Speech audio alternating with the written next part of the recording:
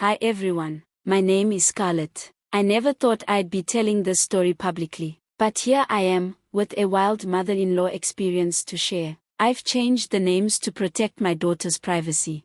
Funny enough, my story didn't start with drama. I was happily married to my high school sweetheart, Daniel, for 3 years. We got married young, in our early 20s, and settled into life quickly. Daniel worked at his late father's business, and things felt stable. His mom, Jenny, was kind to me at first, and his brother Devin treated me like family. Life felt good. Daniel's dad had passed away years earlier, but even without him, we had a strong family bond. Those years with Daniel were some of the happiest of my life, until everything changed.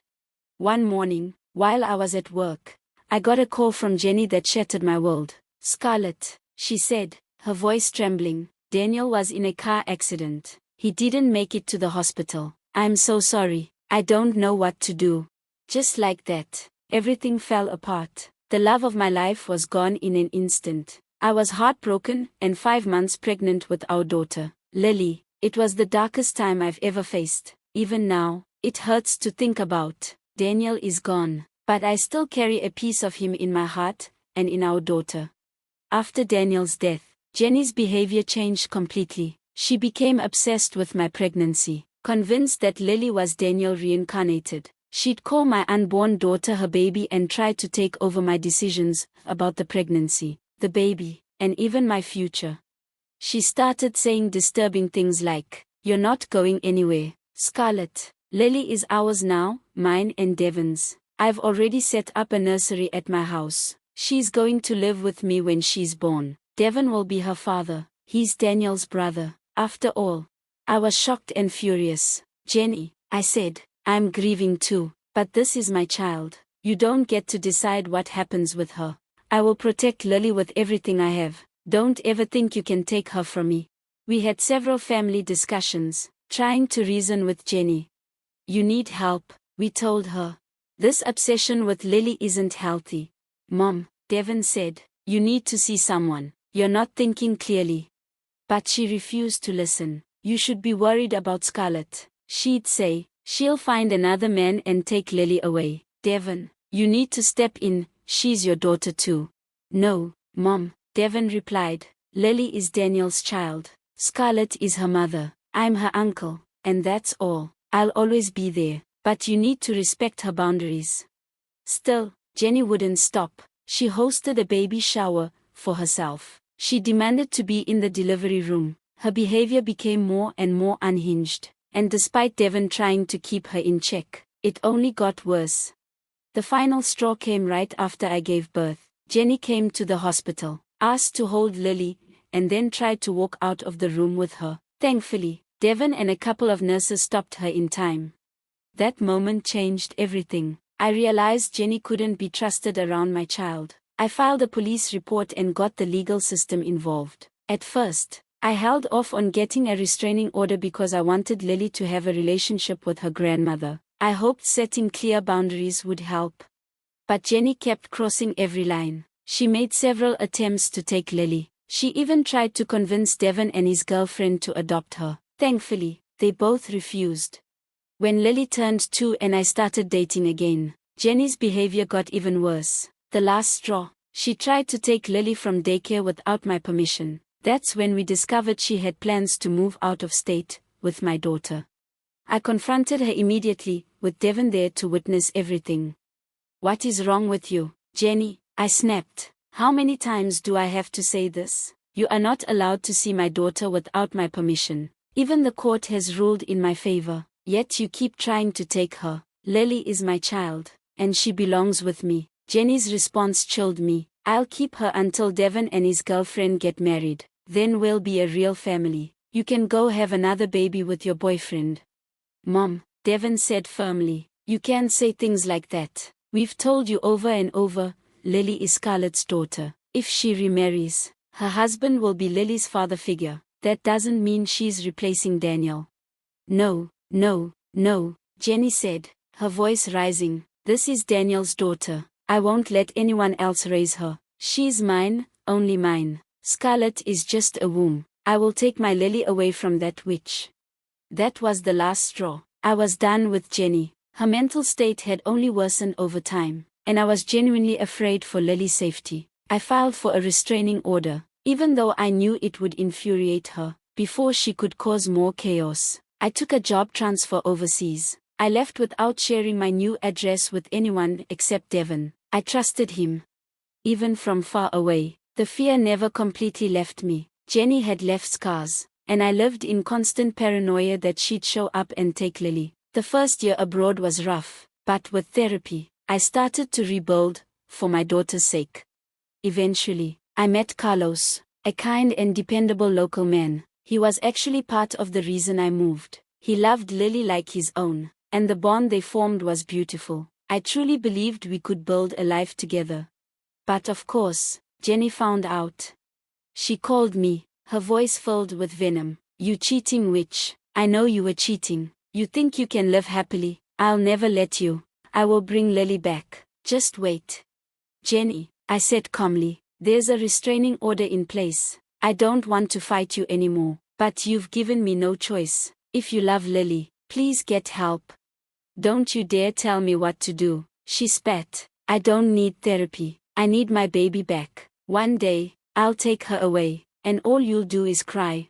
That one call was enough to send me spiraling again. I had come so far, but suddenly the fear and anxiety were back. Carlos and my therapist helped me through it, but it wasn't easy. I kept records of every message, every call, anything I could use to keep Jenny away legally.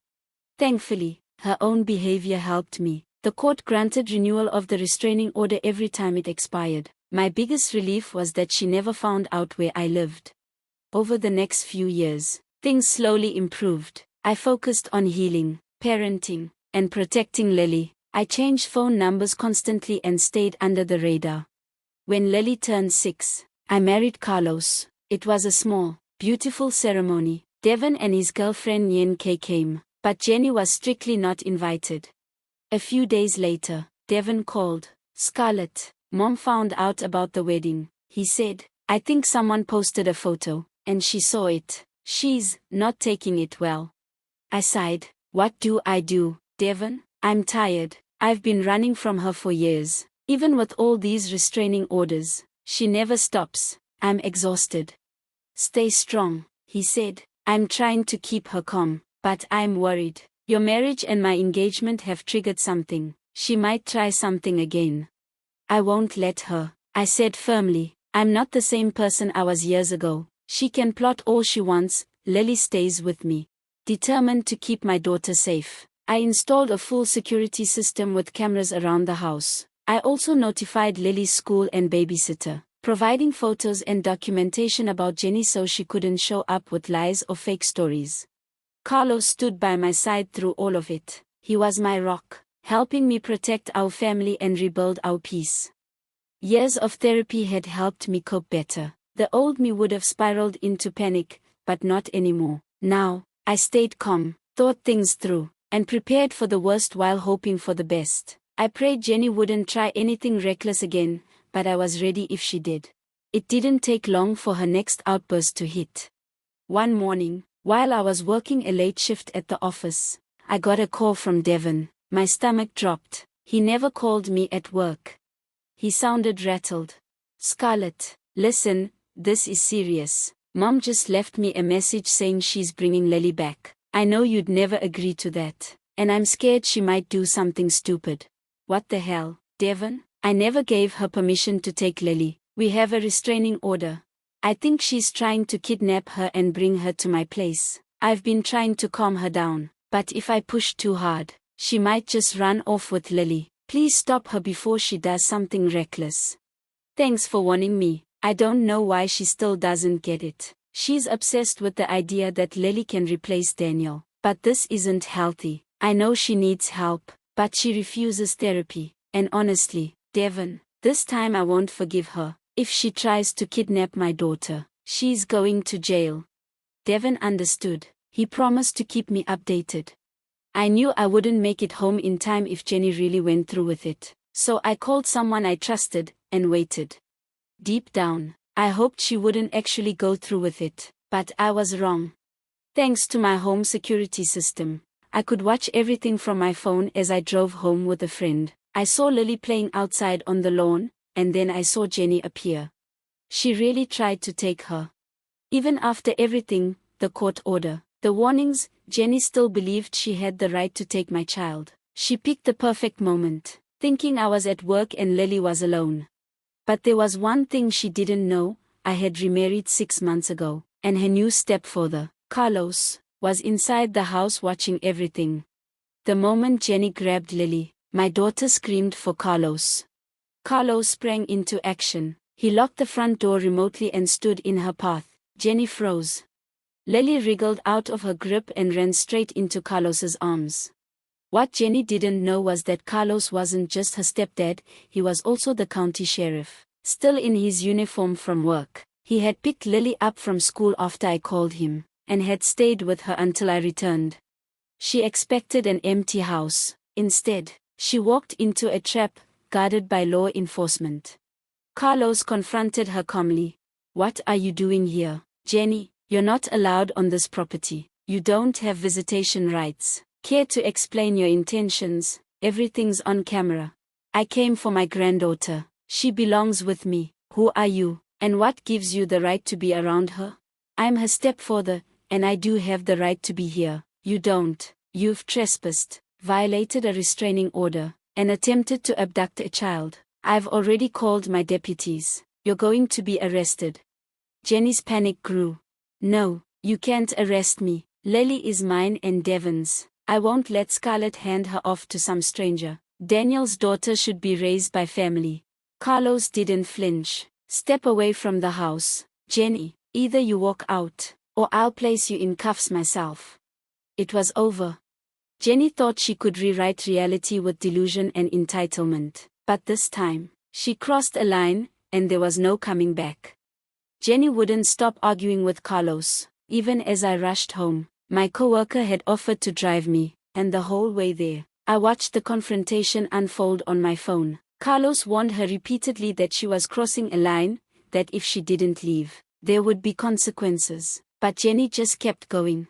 The moment I stepped out of the car, she spun around and started screaming at me. "You witch! You married a cop on purpose just to take my granddaughter away. This was your plan all along. I always knew you were a scheming witch." "Calm down, Jenny," I said, keeping my voice steady, "in case it slipped your mind. My cop husband is standing right here, and yes, he will arrest you if you don't stop this harassment. I'm not going down without a fight. I'll tell everyone you were cheating with Carlos before Daniel died. I'll ruin your reputation. I'll take Lily from you. Just watch." I turned to Carlos. "Go ahead and add slander and harassment to her charges. She's clearly not stopping." Just then, backup arrived. More officers came inside and quickly got up to speed. Carlos and I gave our statements while Jenny spiraled further out of control. She screamed and sobbed, accusing us of destroying her family.